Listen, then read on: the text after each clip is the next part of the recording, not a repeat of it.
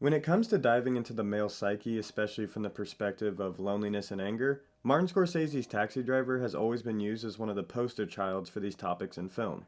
I mean, it might as well be in the DSM. As Travis spends more time alone and exploring the thoughts inside his head, he becomes more detached from himself and reality. But what if he became more attached to himself? Yes, it's an issue that a lot of guys out there are lonely and it's not by choice, but what about the ones that isolate themselves because of their behavior? They are the reason they are alone, not society. I was originally just going to do a normal, so I finally watched Raging Bull movie review and geek out on the cinematography and how it looks like a painting the entire time, which I still can and probably will, but as I was writing, I noticed something else that I thought would make for a better video. 4 years after Scorsese dove into the male psyche with Taxi Driver, which I think is still very relevant and holds a lot of truth, he made what I think is a similar but more common and digestible representation for those themes he explored, and it is very relevant to today. And we aren't going to harp on the whole idea of him being the raging bull, his anger being used for entertainment, and him becoming the killer fighter he is trained to be. There have been plenty of college film study essays written on this movie that get into exactly that,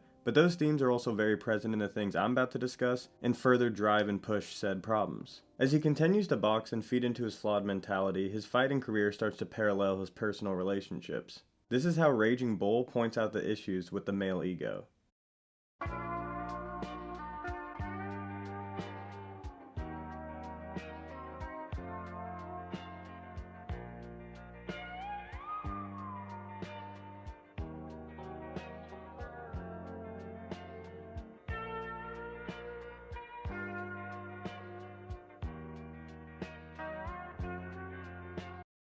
So I'm not too sure how accurate the movie is to real life, but I'm just going to speak from the movie's perspective. Jake LaMotta, played by Robert De Niro, is a 1940s boxer from New York whose rage from fighting bleeds over into his home life. His brother, played by the incredible Joe Pesci, who might be my favorite part of the movie, is the voice of reason, almost acting as like the good version of Jake. But he is the younger brother, so his attempts to calm the bull down usually result in Jake thinking that he's right because he's the older one. It's your classic case of older brother versus younger brother. We don't ever see or hear about their parents if I recall correctly, but the only other personal relationships that we see are his two wives. You only see the first one for like 2 minutes before he cheats with a 15-year-old, I know, and she quickly becomes his new wife. Again, it's weird, but this girl Vicky is like the most wanted in the neighborhood, which is an awful pairing for a guy like Jake, but he not only treats her like his property, he abuses her physically and emotionally with his power and rage. The first boxing match that we see in the movie, Jake is losing significantly by points by the 9th round and almost seems disinterested and or hesitant to fight.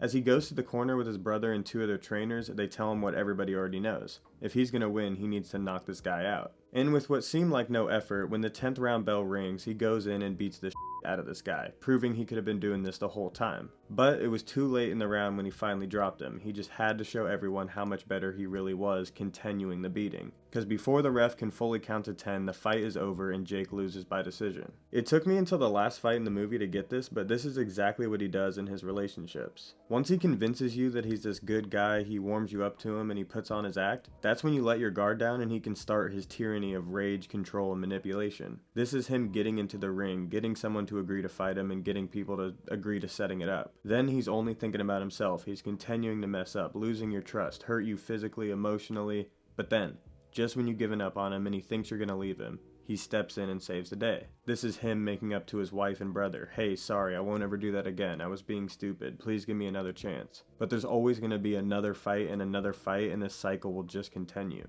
A fighter that he goes against, I think 6 times in total, and this is the final fight we see from Jake, Sugar Ray Robinson, is where we get some of the best shots in cinema, but I think this represents something more about Jake's problems. But besides a few outliers, Sugar Ray is the only fighter who can beat him and can do it multiple times. In a way, he kinda met his match. The way the lighting and color is used whenever Sugar Ray is on screen almost paints him as this scary figure that is bigger and better than Jake. And they continue to rematch as he seems to never be able to get rid of him. He wins, they fight again, he loses, so he has to rematch him. Sugar Ray kind of represents Jake's inner demons, almost like a reflection of self, his broken ego. It haunts his life, and whenever he thinks he's conquered it, it comes back. The only thing he can lose to is himself. In his last fight with Sugar Ray is a perfect example of Jake never backing down and accepting he can't keep fighting his problems. He thinks he's unstoppable, and when confronted with the truth that he is the problem and he is ruining himself and life by acting the way he refuses to go down. And yes, this is symbolic of his drive to be the best, but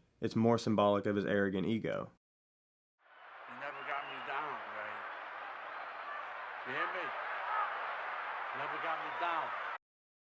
Just like his own brain, Sugar Ray beats down on Jake so hard and is the only person who can break him. Accepting this defeat would be him metaphorically dissolving his ego. He's not fighting against his ego, he is beating the living hell out of it constantly or being beaten up by it. His actions against others are a result of his own insecurities from years of telling himself he's not good enough, obsessing over his success and making sure everyone around him does what he wants. To become the raging bull, he has to create a sense of mental toughness that has been motivated by false narratives he's created to fit his mental process. No one is truly out to get him. He constantly neglects his younger brother and all he has done for him, but creates this idea that he 1. Slept with his wife, and 2. Is out to profit off of him. He obsesses over a small passing remark his wife made about the reason everyone liked his current opponent was because he was a pretty boy. He convinced himself his wife was cheating, and when it came time for the fight, he beat Pretty Boy so bad people seemed to think he went too far. In a boxing match, he somehow went too far. The only time we see any glimpse of Jake opening up and actually breaking down is when he fixes a fight where he has to lose but will make money from people who bet on him.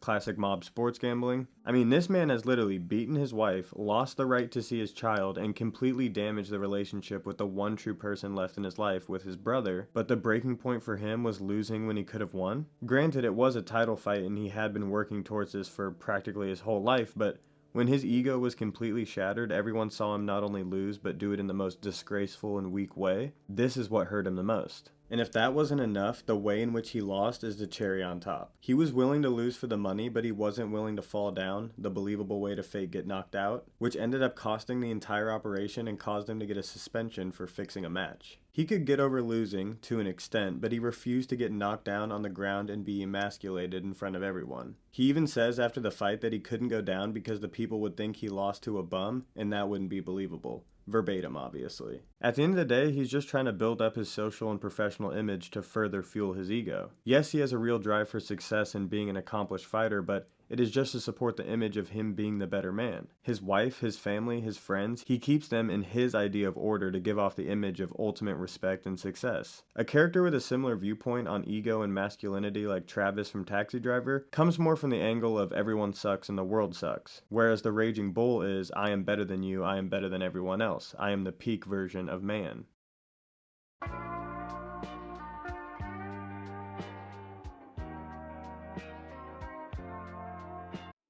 So Taxi Driver falls more into the category of like Nightcrawler and the Joker, these movies used as symbols or models for, how do I put this? Not like incels because this has nothing to do with sex, but more like the guys who are mad at the world and feel misunderstood, kind of like the, but I'm a nice guy, guys. I hate that I have to preface this, but no, if you like these movies or connect with them, I'm not lumping you in the same category. I actually love all 3 of these movies. Well, Nightcrawler not as much, but the other 2 I love. But you've seen the memes, you've seen the internet communities. Guys will take these characters that are more satire than anything and make them their entire personality. And this is very common in these communities that I'm talking about. People who are just mad at the world. Raging Bull, however, I think fits more into the American Psycho realm, the alpha male category, or sigma male, whatever they're calling it these days. I don't know exactly how I want to discuss this because these communities are powerful in terms of the internet and have a lot of strong opinions. I also don't want to dive too deep in the term and idea of toxic masculinity, although that is very present in pretty much this entire point I'm making about this movie,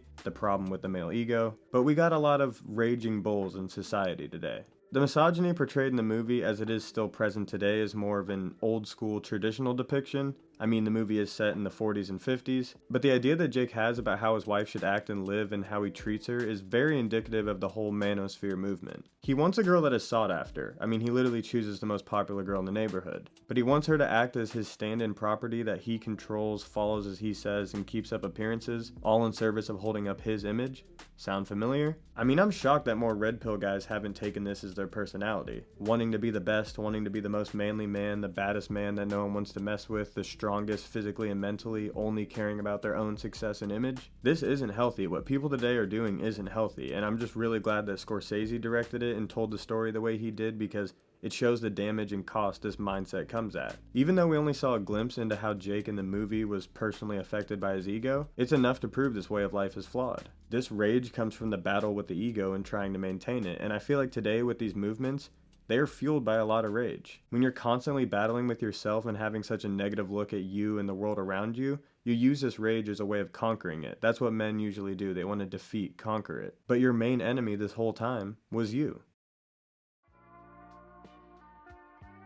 So in short, no one's better than anyone. You're not special. No one is. And this idea you have in your head that you have to be better than every guy around you is only going to lead to loneliness. People aren't going to live their lives to service your ego, and if everything you do in your life is for that same purpose, you are just left with yourself. Stop caring about what you think you should be or be doing. Being a man, and a good one at that, just comes from being a good person. There isn't a list of rules and workout routines you need to follow, and there's no one you need to beat up. No one owes you anything. I think Raging Bull 43 years later is as relevant today as when it came out. I know I'm probably not saying anything new, but this is all just what came to me after watching it, and I feel like I don't hear as much about this movie considering it's so similar and would serve a similar purpose as all the other Sigma Alpha movie characters do for the internet today. But besides all the social commentary, this movie itself is a masterpiece, and beyond its message, it's a very necessary watch for everybody out there. I think this is the first time I've thought a movie, or really anything, was better in black and white rather than color. I mean, I really love color, especially color grading in movies, but Martin Scorsese's Raging Bull is one of the best looking things I've ever seen in my life. I mean, every single shot looks like a painting that should be in a museum. But anyway, before I get more carried away than I already have,